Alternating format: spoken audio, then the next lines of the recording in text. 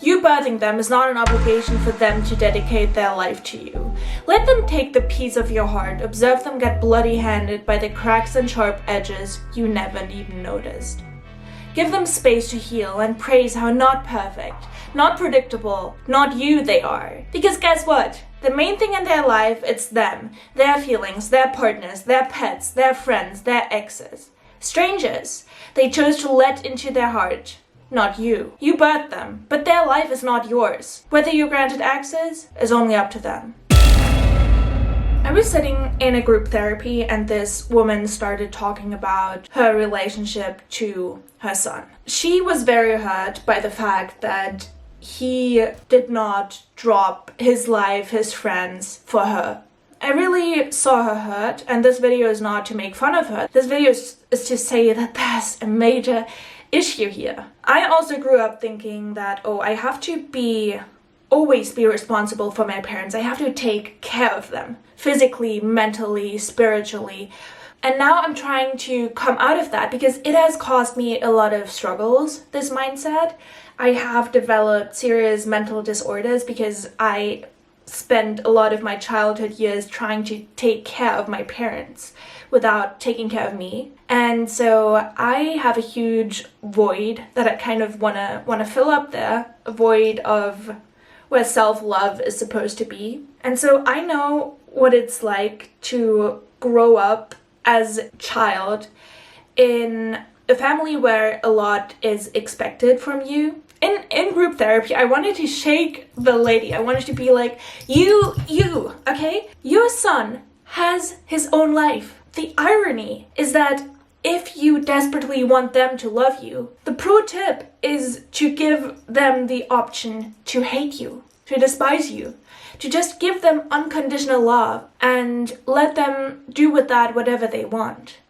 I have a huge problem with people getting children, as in a person is depressed, for instance, then thinks, oh my god, I really want this child will make me so happy, and then they get a child, and then there's this huge responsibility on the child. I believe that even while a child is in the womb of a woman, the woman's state of mind has a clear impact on the child. And I get that perspective. I get wanting to have something that fulfills you, wanting to have something that is yours, that you can create, that you can maybe live your life through. Parents say to their kids, oh my god, you keep me young. But is that really, can you really expect that from a child?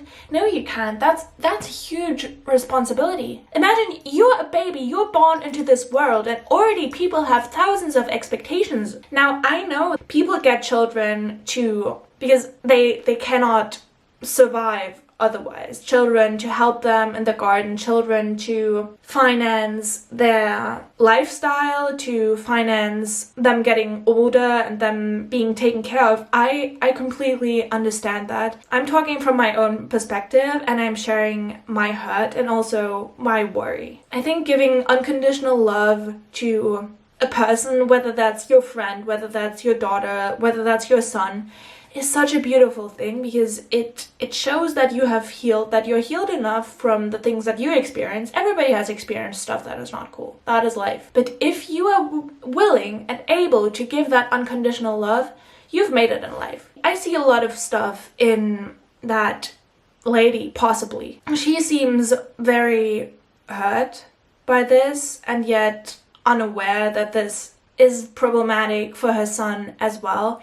So there was this whole discussion in group therapy and it triggered me a lot because some part of me is still aching to please my parents, to do everything for them, to take amazing care of them, to dedicate my whole life and mental energy to them. And that has ended me up in a psychiatric hospital in treatment. As a kid, I feel angry. People who don't know how to handle their emotions get kids. You know, in the hospital where I was at, the majority of patients, they have a pattern where the patient's parents do not know how to communicate emotions. They do not know how to express emotions, and that transfers onto the child because where is the child supposed to be enraged? Where's the child supposed to be sad? Where should that happen if it's forbidden to do that by the parents? So being a parent does require emotional intelligence. This should be obvious. It shouldn't be my position to share this in a YouTube video, because it isn't that just obvious? Isn't that just obvious? Or do I expect too much from this society? Huh? Doing that in their kids' childhood, that is one thing. And then not letting them go after they are 18. This woman's son, I think he's like 30 or in his late 20s. And it's very, very problematic for her as well. And now she is in treatment, but I imagine a lot of parents are not in treatment.